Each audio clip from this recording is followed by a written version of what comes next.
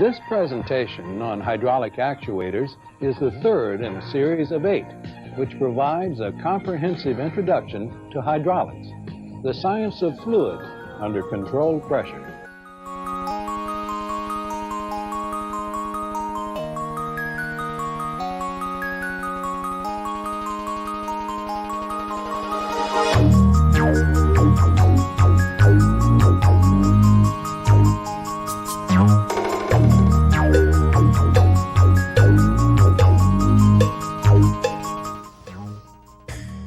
I'm Paul Cook for Sperry Vickers. Let's consider the actuator, which you might think of as the business end of a hydraulic circuit. It provides the output motion and develops the force or torque the system requires to do the work. The job to be done in the speed, force, and torque requirements will determine the necessary size of the hydraulic actuator to be used. If we're dealing with applications where we have straight line or linear motion, we use a hydraulic cylinder. Applications requiring rotary motion use a hydraulic motor. Let's first take a look at hydraulic cylinders. They come in many varieties and sizes. This one is a single-acting cylinder or ram. Single-acting in that it's hydraulically powered in only one direction. It's returned either by its own weight or by some external force. One application might be a forklift truck, where we would hydraulically power the load up, but let the weight of the load, in other words gravity, move the cylinder down. Now this illustration shows another single-acting cylinder, one that's known as a telescoping type. It's usually used where we need a very long extension, but must keep its installed or stored length in a much smaller area. For example, a cylinder like this might be used on a dump truck to raise up the container section. When the cylinder is returned by the weight of the big container, its length is telescoped down to fit in a minimum of space. Here we see the most common of all cylinders. It's a double-acting cylinder with a single rod. It's shown with the cylinder extending. Oil from the pump is directed to what's called the cap end of the cylinder. Oil from the rod side is at the same time being exhausted to tank, usually through a directional control valve. In the next picture, oil is directed to the rod side of the cylinder, pushing on the annular area around the rod and moving the load down. Oil from the cap end is now being returned to tank. Now, what about speed and force of a cylinder of this type? We can see here that we have a greater area on the cap end than we do on the rod side, simply because the rod takes up some of the space.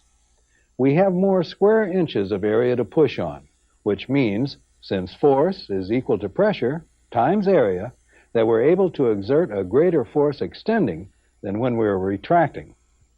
This will also affect their speed. As we can see, we have a larger space to fill here than we have here, because the rod occupies some of that space. It's going to take longer to fill and extend the cylinder when we're directing oil into the cap end than it will to retract it when we direct oil onto the rod side. If this were a 2-to-1 area ratio cylinder, meaning that we have twice as many square inches on this side as we have around the rod, it would take twice as long to extend as it would take to retract. But it would provide twice as much force when extending.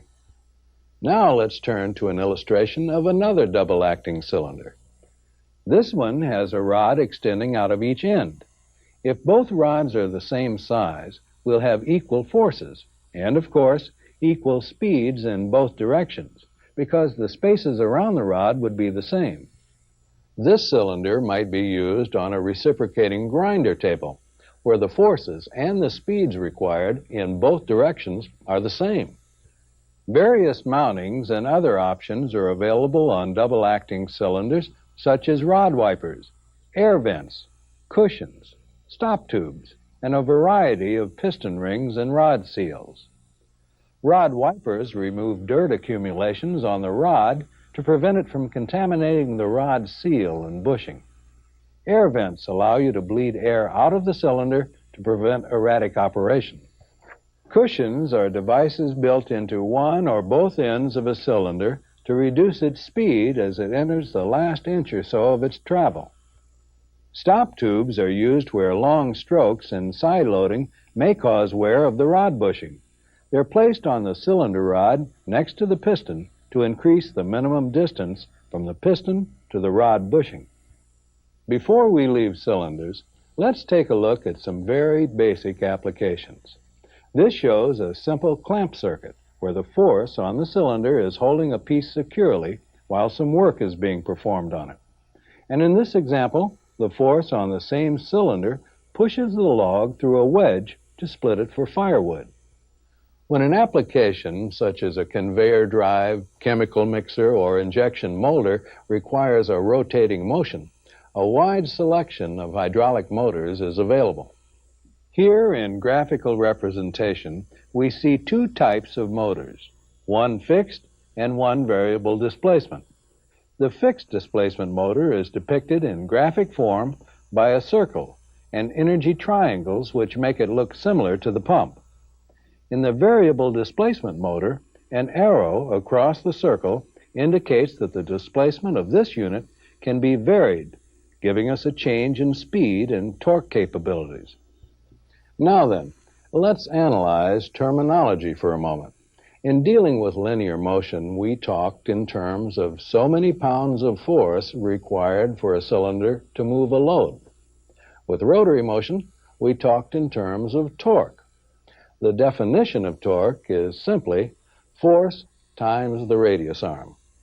Torque ratings of hydraulic motors, whether they be vane, gear, or piston, are usually given in so many pound-inches of torque per 100 psi of operating pressure. With very large motors, it's usually expressed in pound-feet of torque. Here we have an illustration of a gear-type motor. Oil comes in the bottom port and pushes on the gear teeth, giving us a torque and rotation.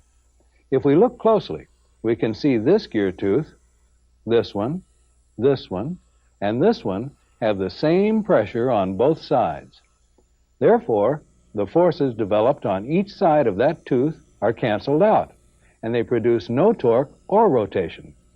Actually, the two teeth at the bottom are the only ones trying to drive the motor. Segments of the two meshing teeth tend to oppose them, so we have the effective area of approximately just one tooth providing the torque. The speed of a motor is determined by its displacement and the flow rate of the fluid driving it.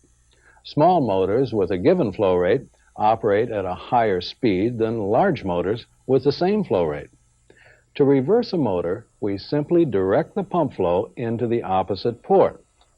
Now then, the construction of vane motors and vane pumps are quite similar, except for one important fact.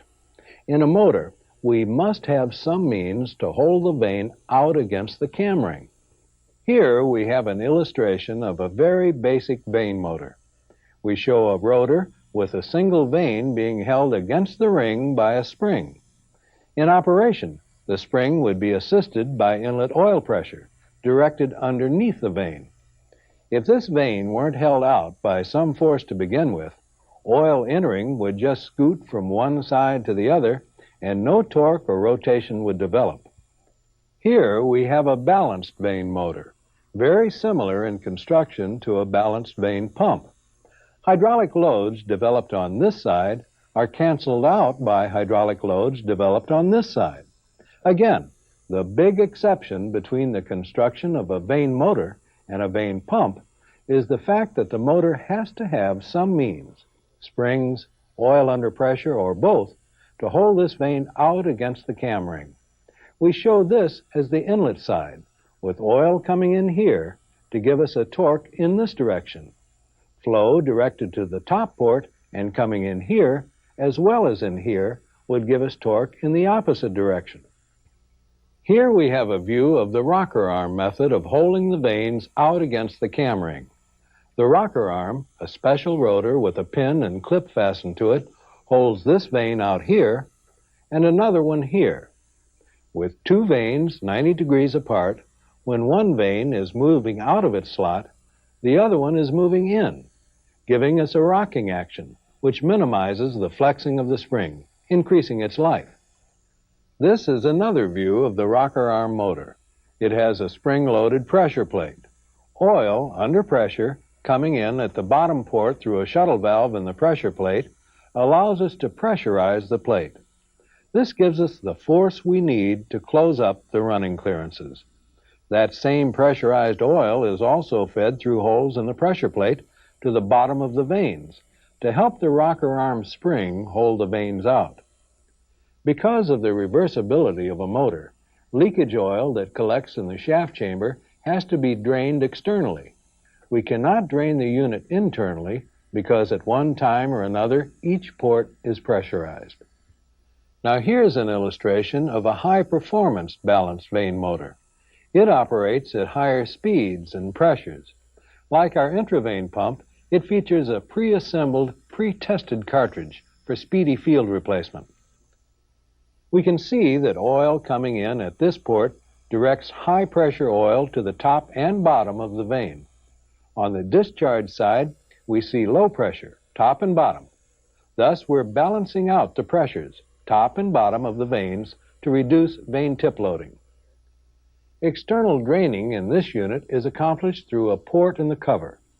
Just as with the vane-type pumps, if we want to change motor displacement in a given frame size, all we do is simply change the cam ring to one that is wider, larger, or smaller in diameter. We're now looking at what we call a high-torque, low-speed vane motor.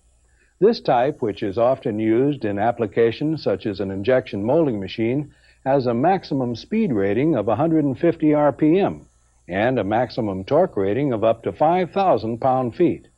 The capabilities of this type of motor often eliminate the need for a gearbox. Let's switch over now to a study of piston motors. Because of their construction, piston-type motors will usually allow us to operate at higher pressures and speeds than comparable vane or gear units. Here's a simple view of the inside of an inline piston motor. Oil directed into this port gives us a force in this direction. Part of that resultant force gives us a torque for rotation. The angle of displacement determines the stroke of the pistons and the torque and speed capabilities. A large angle and a long stroke gives us high torque, low speed. By going to a smaller angle, we develop a lower torque, but a higher speed. If we have a fixed displacement unit, we can have constant torque with variable speed, the speed depending on flow rate from the pump. Here we have a more detailed view of a fixed displacement inline piston motor. The angle necessary to give us torque and rotation is determined by the angle of the swash plate in the housing and cannot be changed. Most piston units, including this one, must have the housing filled with oil before running. An external drain line is connected from the top of the housing back to the reservoir. A variable displacement motor of this type would have the swash plate mounted in a movable yoke, which could be tilted to different angles during operation. Next, we have an illustration of a bent axis piston motor. It's called bent axis because the center line of the cylinder block is bent off at an angle to the center line of the drive shaft. Some units of this type can operate up to pressures of 5,000 psi. Last but not least, we have the radial piston motor. Radial piston motors, while not as common as those previously mentioned, are found in applications where low speed and high torque are needed. Many of them resemble pre-jet aircraft engines, where pistons are assembled like spokes in a wheel. This motor, offered by Sperry Vickers, has 6 pistons, each having a single free-spinning roller, which follows the inner contour of a 4-lobed cam as fluid is introduced through valving in the pintle to the piston chambers. Pressurizing the pistons in opposing pairs balances the hydraulic forces and eliminates hydraulic loads on the bearings. Their lightweight, compact design, and high efficiency make them ideally suited for mobile vehicle drives, mining machines, and many similar applications. As you've no doubt concluded by now, hydraulic actuators perform the opposite function of hydraulic pumps in that they convert hydraulic energy back to mechanical energy to perform useful work. In a typical system, the actuator is mechanically linked to the workload and is activated by fluid from the pump so that thrust or torque are transferred to the work. Okay, that covers actuators, the business end of a hydraulic circuit, and thus completes Chapter 3 in our 8-part training series. Again, thanks for your interest in hydraulics. I'm Paul Cook for Sperry Vickers.